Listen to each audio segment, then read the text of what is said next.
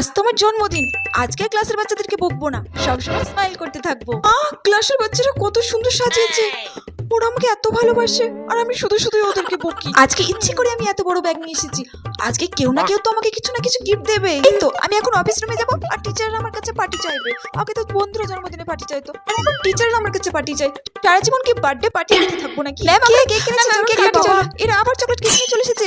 উফ, শিক্ষক দিবসের দিনই তো আমি বললাম যে আমি চকলেট কেক খাই না, ওরা আবার চকলেট কেকই নিয়ে এসেছে। বুঝতে পারছি না ওরা আমার জন্য এনেছে না নিজেদের খাওয়ার জন্য এনেছে।